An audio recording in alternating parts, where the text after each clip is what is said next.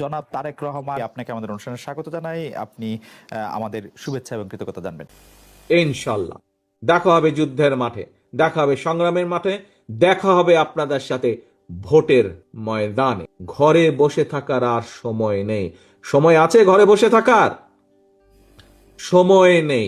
আপনাদের সহযোগিতা ছাড়া এই যুদ্ধে কিন্তু আমরা জিততে পারবো না। আপনাদের অলসতা আমাদেরকে এই যুদ্ধে ক্ষতিগ্রস্ত করবে, কিন্তু আপনাদের কঠোর শ্রম এই যুদ্ধে আমাদেরকে জয়যুক্ত করবে। আপনারা স্বৈরাচারকে মোকাবেলা করে এসেছেন, আপনারা স্বৈরাচারের বিরুদ্ধে আন্দোলন সংগ্রাম করে এসেছেন, সেই রাতের বেলায় সাদা ডিবির গাড়িকে উপেক্ষা করে এসেছেন, আপনারা পুলিশের গুলিকে আপনারা উপেক্ষা করে এসেছেন, গুম খুমকে উপেক্ষা করে আপনারা আজ এই জায়গায় এসে বসেছেন। এখন আমরা হেরে যাওয়ার জন্য বসিনি, এখন আমরা সারাদিন কষ্ট করেছি জিতার জন্য। দয়া করে আসুন, এই যুদ্ধে আমাদেরকে জিততে হবে, এবং এই যুদ্ধে জেতার সবচেয়ে বড় সহযোগীকে বাংলাদেশের জনগণ। বাংলাদেশের জনগণকে সাথে নিয়ে এই যুদ্ধে আমাদেরকে জিততে হবে, এর কোনো বিকল্প নেই। জনগণের সমর্থন নিয়ে আমাদেরকে জিততে হবে। সবাইকে নিয়ে যদি আমরা চেষ্টা করি, ইনশাল্লাহ আমরা আমাদের প্রত্যাশিত বাংলাদেশ গড়তে সক্ষম হব। প্রিয় সহকর্মীবৃন্দ, রাজনীতি আমার চেয়ে আপনারা যে কম বুঝেন তা না। ক্ষেত্র বিশেষে আপনাদের অনেকের অভিজ্ঞতা আমার থেকে বেশি, অভিজ্ঞতা বেশি, জ্ঞান বেশি। আমাদের বেশি অভিজ্ঞতা থাকুক বা কম থাকুক, এতটুকু নিশ্চয়ই আমরা সকলে বুঝেছি যে কথাটি আমি 100 বছর আগে বলেছিলাম, যে নির্বাচন অত সহজ হবে না, ষড়যন্ত্র কিন্তু থেমে নেই। আপনারা গুলশান অফিসে অনেকেই এসেছিলেন যখন আমরা আমাদের যারা মোটামুটিভাবে প্রত্যাশিত প্রার্থী ছিলেন এরকম আমরা যাদেরকে ডেকেছিলাম, সেখানে আমি একটা কথা বলেছিলাম, ষড়যন্ত্র কিন্তু থেমে নেই।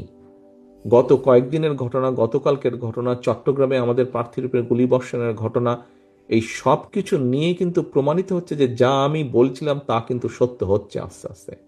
কাজে আমরা যদি নিজেদের মধ্যে মতপার্থক্য কমিয়ে নিয়ে না আসি, আমরা যদি নিজেরা ঐক্যবদ্ধ না হই, সহকর্মীবৃন্দ, এই দেশ ধ্বংস হয়ে যাবে। কেন ধ্বংস হয়ে যাবে বলছি? প্রতিবার আপনারা খেয়াল করে দেখেন, আপনি বিএনপি বলেন না, facts and figure and history যা বলে, প্রত্যেকবার এই দেশ ধ্বংসের দ্বার প্রান্তে গিয়েছে। প্রত্যেকবার আপনারা, কখনো শহীদ জিয়ার নেতৃত্বে, কখনো দেশনেত্রী খালেদা জিয়ার নেতৃত্বে, বিএনপি আস্তে আস্তে সেই খাদের কিনারা থেকে দেশকে আবার বের করে নিয়ে এসেছে। সহকর্মীবৃন্দ, কেউ মানুক না মানুক, কারো ভালো লাগুক না লাগুক, কিচ্ছু যায় আসে না।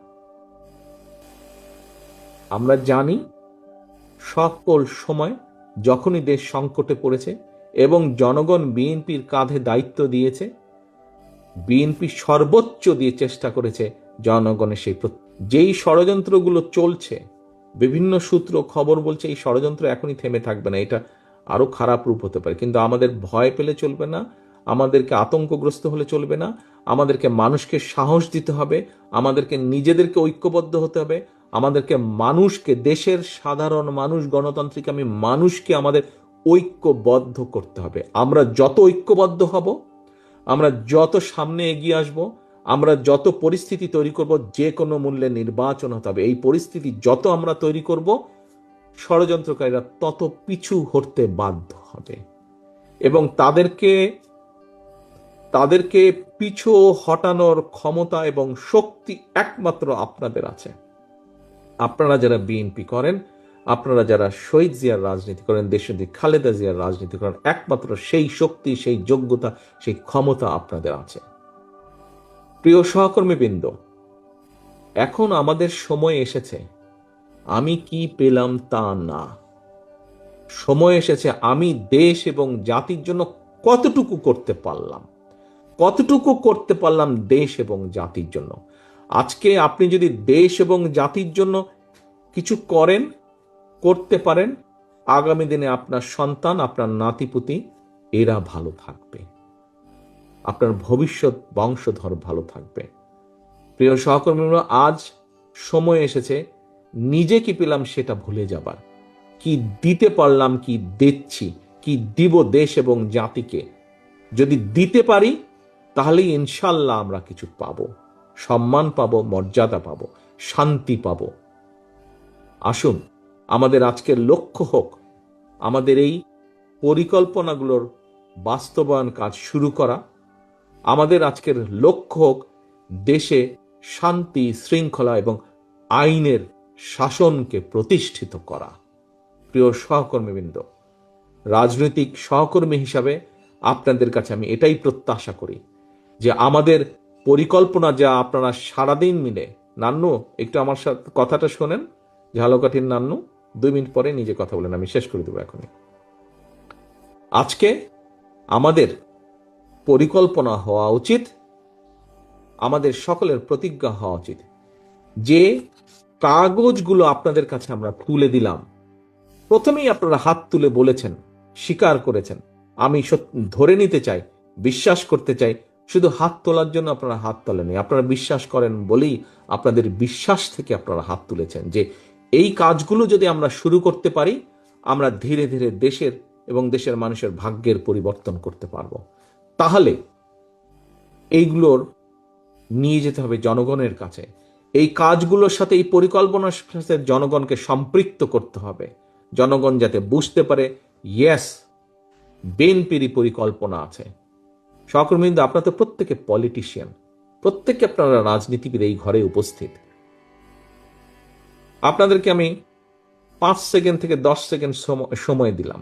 আপনারা একটু চিন্তা করে বলেন তো, এই মুহূর্তে বিএনপি ছাড়া মাঠে যত রাজনৈতিক দল আছে, আর কে দেশ পরিচালনার বা দেশ গঠনের পরিকল্পনা দিয়েছে? আর কোন দল দিয়েছে?